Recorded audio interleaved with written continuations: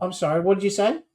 Got my serious drink ready. So Yep, and I have 30 Laserdiscs here. So, welcome back, everyone. This is a whole Laserdisc thing. And tonight we're having a look at this week's titles hitting the shop. And it's coming up on Friday. And I'm having a yarn with my friend Angry Aussie. That's why we're calling it It's a Whole Laserdisc Thing, you know? it is a And whole thing. usual nonsense and fun. So, yeah, let's get into it. Let's go. All right. I'm going to pull up the title and see if you know it before I say anything, you know, because I feel like when we're doing this, I talk too much. And I would like to hear your Well, opinion more often, you know. I can talk. What do we got? Oh, that is Waterworld. Okay. Not something I've ever watched beginning to end because it's frankly quite silly. But Do you have a problem with silly? okay, it's silly, not in a good way. Like it silly is fine, but that's not supposed to be a silly movie. It's supposed to be a serious action movie. Yeah. Um, I'll give it a lot of leeway because it's got Dennis Hopper turning it up to 11, and And I'm he always here really for it. does. Yeah. Yeah. But the whole thing of like Kevin Costner's character is a kind of garbage hero. He's not a good He's hero. so bland in it. Yeah. He's just Yeah. this stale, has no very lacking personality and any interest. But you're Yeah. right. Dennis Hopper steals the show. The special effects are amazing. I mean, it was what $100 million film, which was a lot of money back in 1996. Yes. Unheard of. No other movie had broken that limit. Okay, let's move on to the next one. Jacob's Ladder? Yep, correct. Never actually watched this one. I know the film, I know what it's about. It's got Tim Robbins. Never actually watched this one. I'm very familiar with its existence as a film, though. Really artistic film about flashbacks of Vietnam Yeah. and the flashbacks taking control of your general day-to-day life. Very American, small L liberal boomer guilt movie about Vietnam. There Okay, are. this one. The Odd Couple. Is that the original? Yes. That is really good. Like, it is surprisingly dark. I love any movie that has Walter Matthau and Jack Lemmon together. Yeah, they I are great. really these two are great on any movie they do. Yeah. But Combined, they are greater than the sum of their parts. thank you. That's a better way to put it. Thank you. Oh, A Time to Kill, another one I'm aware of, and I don't think I've ever actually sat down and properly Oh watched it. wow. Oh well, okay. So this is aged terribly. Okay. That's So aged terribly. the movie itself is a extremely high drama, emotional, guilt film, as you were saying before, It's Hollywood trying to deal with racism in this one. Yeah. Okay, so here's the thing. The reason why it hasn't aged so well is because there's this big end. No, you know what? No. Mm-mm. I'm gonna. No spoilers. You watch it. Just go and buy it, watch it, or buy a new copy if you haven't. If you're not a laziest nerd. That ending. The ending though is like really a bit. When I saw this back in 1995, it actually blew my mind because it was the very first ever movie I saw with surround sound. Yeah. And there was this bird that was tweeting when they're outside talking about the court case. Mm-hmm. And in the background, just up in the back speaker, you can hear, what the fuck is that? I've never actually witnessed surround sound before in independent speakers. Yes. Like usually if you hear a bird in the background, it's coming from the front as well. So you're like, it's part of the movie. Yep. But the bird being in that back speaker just made me go, what? Yeah. Anyway, so that's neither here nor there. Okay, have you seen this one? What's this one? The Way We Were. Oh, okay. This is a classic 70s one. And no, I'm aware of this movie and I've not watched it. I haven't seen this one either. It's So Robert that's Redford Redford, isn't and it? Robert Redford, yep, and Barbara Streisand. I Yeah. had all these movies set up for when Robert Redford passed away that I was going to release, and I never got around to it, and they got lost and mixed in with the rest of the disc by accident again. But this one is a Pioneer Special Edition. You see how it's got that kind of marble finishing up the top and stuff like that? Yeah. Pioneer did their own kind of Criterion-ish, Yes. kind of thing. Yes. And they did do a wonderful job processing these movies. They look magnificent. Okay, have you seen this one? Yes. Okay, that's just no holds barred classic of its time. Just groundbreaking in so many ways. Fantastic movie. It was just like it was perfect for him. The Austrian who was not very expressive in English. It was the absolute perfect film for him, and it was awesome. What's your favorite scene? I think my favorite is probably when he goes to the police station because they're interviewing Sarah Of Connor. course, And yes, he says I he was wants to hoping see you would say Sarah that, Connor, yeah. and the cop says basically like, "No, you have to go away," and he just goes, "I'll be back," and walks out. And then 5 seconds later, his car smashes through the front of the police station. Love it. That was funny. I like that. Okay, so this is a double feature, right? When I'm selling two discs at the same time. Okay. The reason being is because it's two different versions of the same film. The Star Trek motion picture? Yeah, the original 1979 movie. Okay. Because it's a very long, slow film directed by Robert Wise, who's an amazing director who did a lot of the musicals in the 70s and stuff like that. I think he did. I think he did Sound of Music, maybe. Hang on, let me have a look. Look, I'm going to go out on a limb here and say the original Star Trek, the motion picture, does not need a long thing because the pacing was just all wrong in that movie. I did rewatch it not that long ago, and I was just like, because they were so in love with their own special effects and their models, I was watching go, what are they doing? Why do I have this 5-minute tracking shot of the? We don't need it. Oh my God. But Star Trek has always been this kind of show that never was in a hurry. Yeah, but that's the difference between the shows and that movie. They were just obsessed with showing off their special effects and their models. They were. It didn't serve the narrative. Okay. Love that movie. Underrated, I reckon. Dragonheart. Sean Connery voicing more people need to watch this movie. I 100% agree. That is a good movie. I think it's underrated, underseen. Okay, back to Star Trek one more time. Yeah.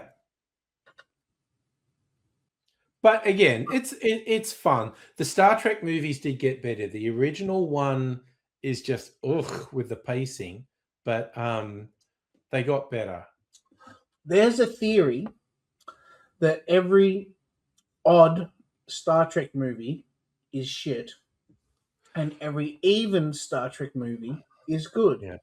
And I subscribe to that theory. I go with Wrath of Khan, The Undiscovered Country, and First Contact, which is the Next Generation one with the Borg. Wow. Okay. That's my hot take.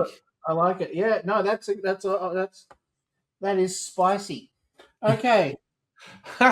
Bill Murray and Scrooged. So one of the many adaptations of A Christmas Carol.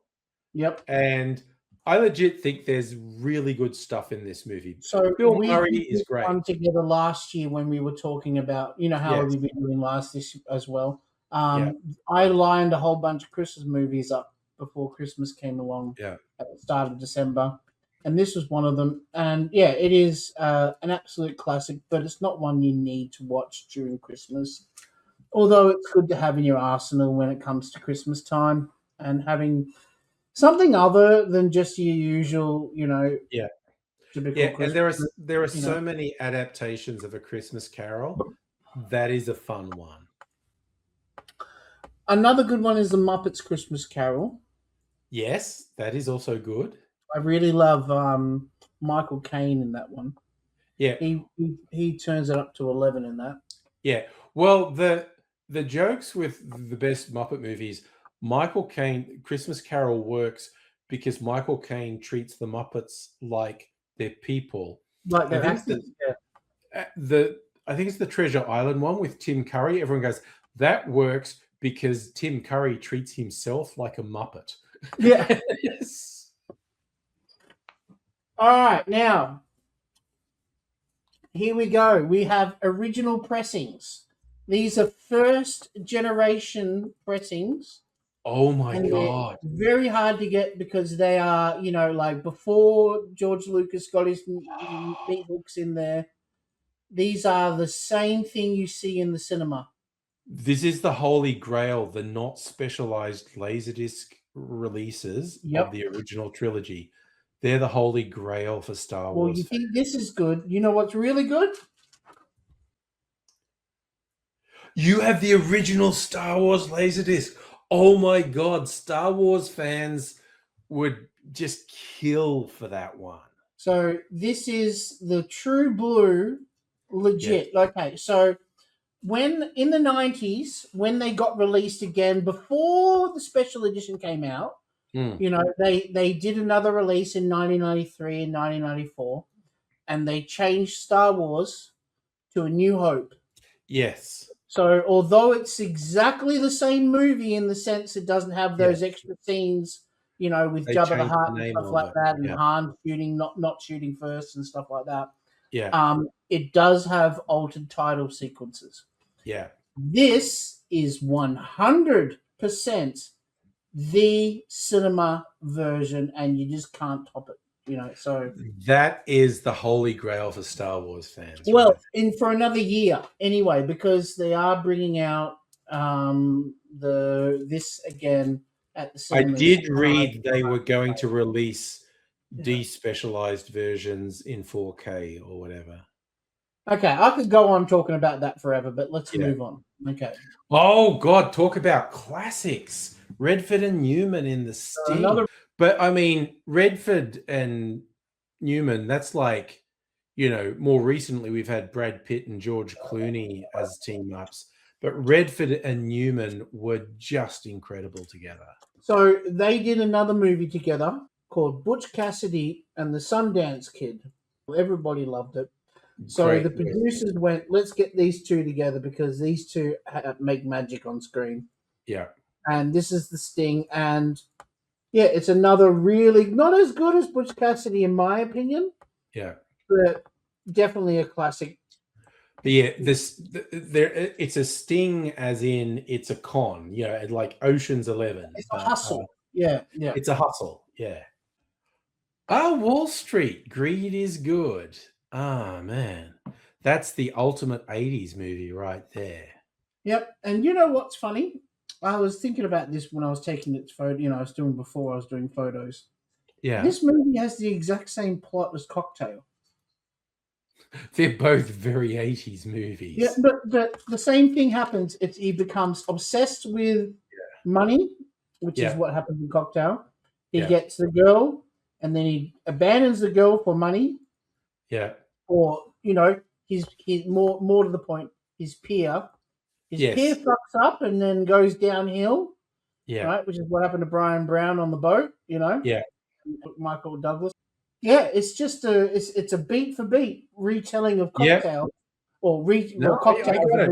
The older mentor and the young brash wannabe. Yeah. No, I got it. Yeah, no, that's spot on.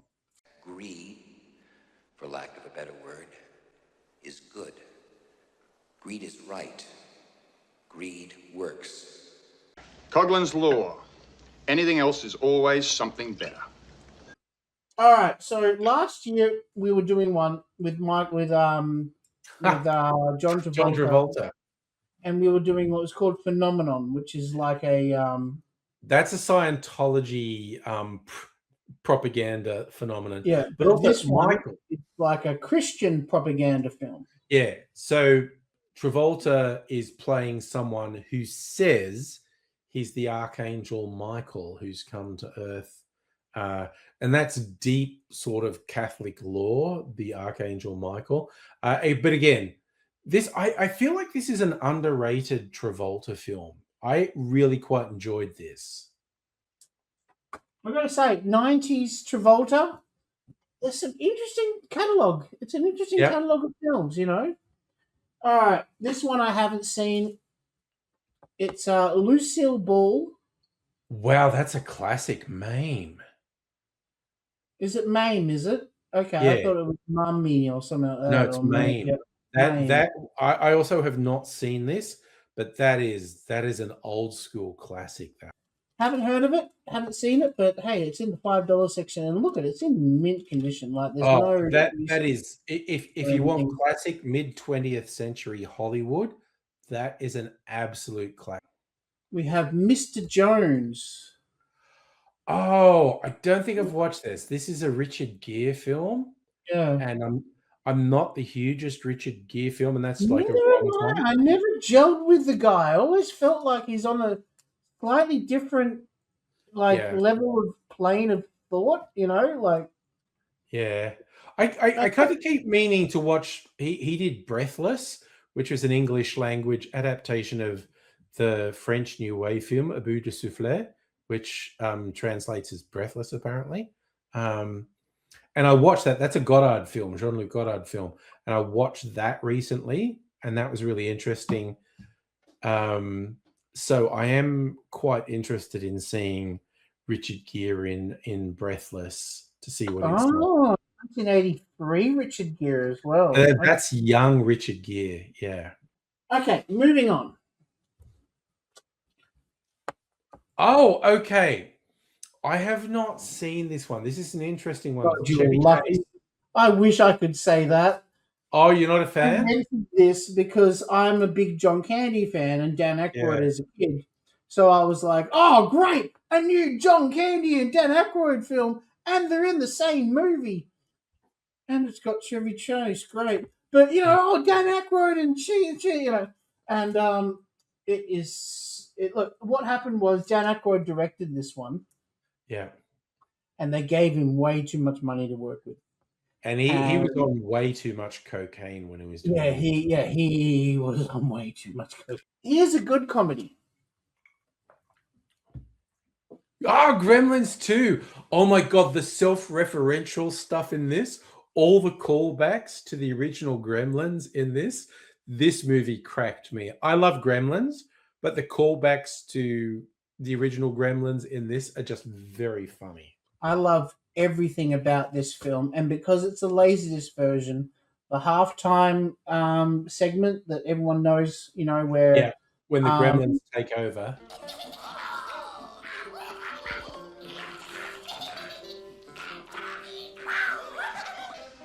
We have Gremlins in the projection booth. Could you help us? Gremlins in this theater now? Okay, you guys, listen up. People paid good money to see this movie. When they go out to a theater, they want cold sodas, hot popcorn, and no monsters in the projection booth. Do I have to come up there myself? Do you think the Grimsters can stand up to the hostess? Well, if I were you, I'd run the rest of Gremlins 2 right now. Sorry, folks. It won't happen again. Well, John Wayne, they had a fake John Wayne on the VHS version. Yes. Yeah, well, they did a different bit for VHS. Do you know there was a novelization of this? The Gremlins actually take over the book at the same time.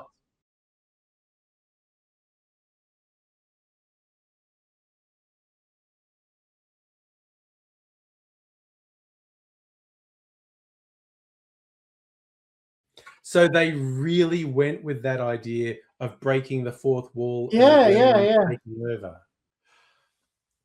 Gerard Depardieu trying to break into Hollywood here. Yes. Yeah, I he like this really movie. pushed it too, didn't he? He was Yep. really trying to get into Hollywood a lot. Yeah. I saw this movie when it came out. Andy McDowell and Gerard Depardieu. So the basic story is Gerard Depardieu is French. He's working in a restaurant, and immigration are about to kick him out of the country. And the restaurant owner wants to keep him because he's a great chef. And so they orchestrate a marriage of convenience. So he will have a green card. He's married to if he marries a US citizen, he'll get a green card. And then immigration investigates the marriage because they think it's fake. And it's the whole thing about, do they really love each other? It's honestly, if you like rom-coms, it's good, because the line they said for it was, Sophie made a good point. It's like Strange Bedfellows, but straight. Okay, so Grumpier Old Men. Oh, the sequel to Grumpy Old Men. It's a bit sexier because they had the older women in this one. Yeah, Sophia Loren joined this one, where the first one was just Anne Margaret. Yeah. The second one they had Sophia Loren, and it's a cute one. What's his name? The Burgess Meredith, right? He was the coach in the Rocky films. Mickey, rock, he's gonna kill you, rock. Yeah. So he was also he played Jack Lemmon's dad. Place. We could have retired in Hawaii. I have been to Hawaii. Which island? Come on, I want to lay you. Burgess Meredith was fantastic. All right, another Bill Murray film. Oh my God, that might be Bill Murray's high point, Groundhog Day, honestly. Yeah, we were talking about this another video a while ago as well. You and I were talking about what could be like his greatest films if you took away Ghostbusters. Oh my God, that might be Bill Murray's high point, Groundhog Day. What would he be remembered for? Because Ghostbusters was ensemble. This is a Bill Murray film. Oh my God, that might be Bill Murray's high point, Groundhog Day. This might be the best Bill Murray film. And there's What About Bob as well. I thought was another one, but you're not a big fan of that one yourself, I remember. It's okay, but it didn't have the impact of Groundhog Day. Okay, I don't know if you've seen this one.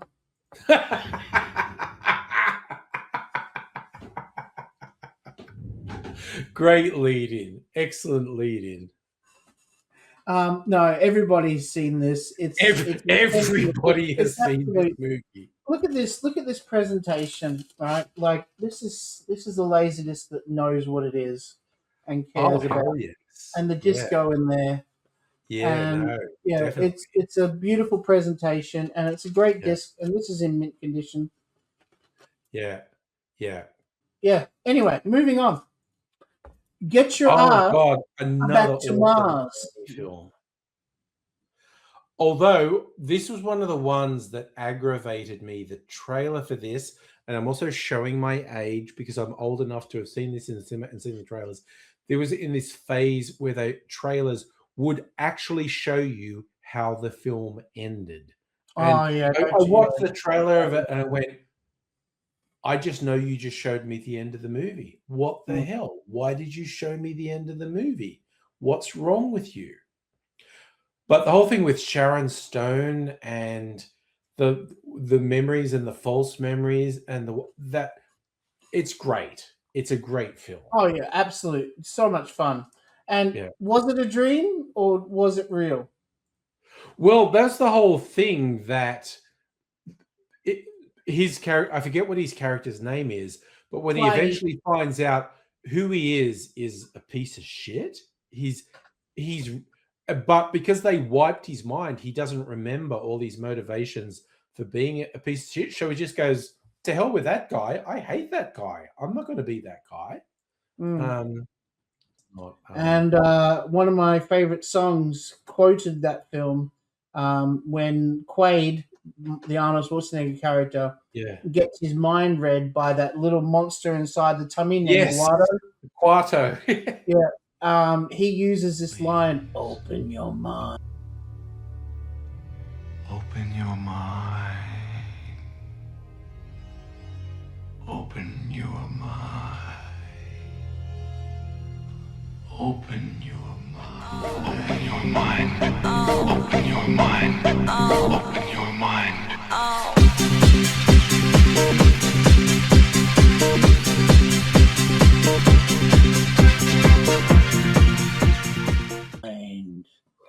Open your mind. And that got sampled and moved into a song, which is a great techno track.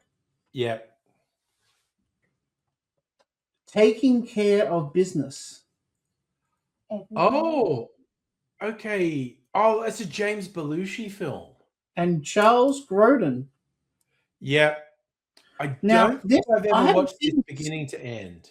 This is one of those films that I saw when it was when you went to the video shop and there's a new release section. Yes. And they got all these movies in the new release, and you're like, oh, what's that? And I saw this, and I was like, oh, what's that? And I didn't hire it. And, I feel like I might have missed something good. I don't know. It looks kind of fun. But then again, Jim Belushi. When has Jim Belushi done and been good? Beginning to end. I wasn't a fan of K-9 either, but speaking of K-9... Turner and Hooch, which, again, I don't think I've ever sat down and watched this beginning to end, but this is young Tom Hanks at his peak. Turner and Hooch is nowhere near his biggest pretty film. much like the last of the films he did before Philadelphia. Yeah. When he changed gears and became like a serious From comedic to serious, yeah. And, there are scenes in this where you can really see Tom Hanks. Yeah.